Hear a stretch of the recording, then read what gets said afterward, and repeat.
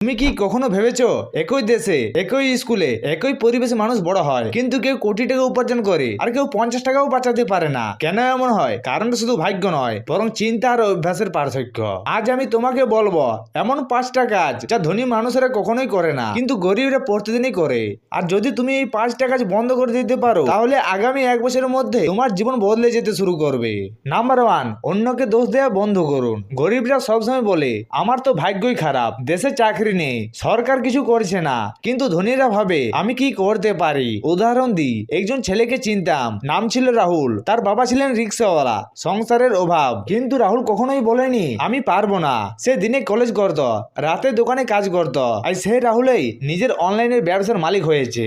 ধনীরা কখনো পরিস্থিতিকে দোষ দেয় না, তারা সমাধান খোঁজে। তারা ভাবে সমস্যা যত বড়, সুযোগও তত বড়। তার জীবনে যতই সমস্যা হোক না কেন, সেটাকে সলভ করার চেষ্টা করুন। এখানে ভাগ্যকে দোষ দিয়ে কোনো লাভ হবে না, আপনার শুধু দোষ দেওয়াটাই হবে।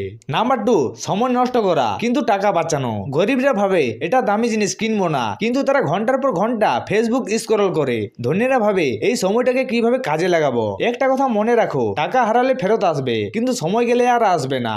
বিল Gates, Elon Musk, Ratan Tata সবাই বলে তাদের সবচেয়ে বড় সম্পদ হলো সময়। তাই ধনীরা সময়কে কাজে লাগায় নতুন স্কিল শেখার জন্য, নতুন সম্পর্কের মধ্যে, নতুন আইডিয়াতে। তুমি যদি প্রতিদিন 1 ঘন্টা অন্য কিছু শেখার চেষ্টা করো, 1 বছর পর তুমি অন্যদের থেকে 365 ঘন্টা এগিয়ে থাকবে। নাম্বার 3, সবার খুশি রাখতে চাওয়া। গরিবরা ভাবে লোকে কি বলবে, তাই তারা সিদ্ধান্ত নিতে পারে না, কিন্তু ধনীরা জানে তুমি যদি সবার খুশি রাখতে চাও, তাহলে নিজের স্বপ্নকে মেরে ফেলবে। উদাহরণ দিই, একটা ছেলে ছিল, চাকরি ছেড়ে ব্যবসা শুরু করতে চেয়েছিল। সবাই বলল ছেলেটা বোকা, পাগল হয়ে গেছে, কিন্তু আজ সেই ছেলেটা নিজের কোম্পানির মালিক। আর যারা হাসতো তারাই আজ তার কাছ থেকে কাজ চায়। মনে রাখো, সবার খুশি রাখতে গেলে নিজের লক্ষ্যকে হারিয়ে ফেলবে। তাই ধনীরা নিজের লক্ষ্যকে গুরুত্ব দেয়, আর অন্যরা কি বলল সেটা তারা দেখে না।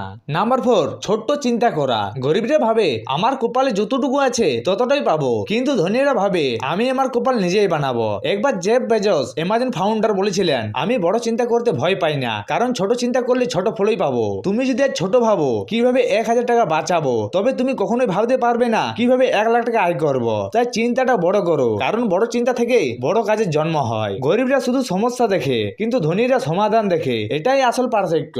নাম্বার 5, ব্যর্থ হলে হাল ছেড়ে দেওয়া। গরিবরা ভাবে আমি চেষ্টা করেছিলাম কিন্তু পারিনি, ধনীরা ভাবে এই ভুল থেকে কি শিখলাম। উদাহরণ দিই, থমাস এডিসন 1000 বার ব্যর্থ হয়েছিল, তারপর আবিষ্কার করেছিল বিদ্যুৎ বাতি। একবার সাংবাদিক জিজ্ঞাসা করেছিল আপনি 1000 বার ব্যর্থ হলেন, এডিসন বলেছেন না, আমি 1000টা উপায় খুঁজে পেয়েছি যেভাবে এটাকে কাজ করাতে পারি। এই মানসিকতাই ধনীদের আলাদা করে।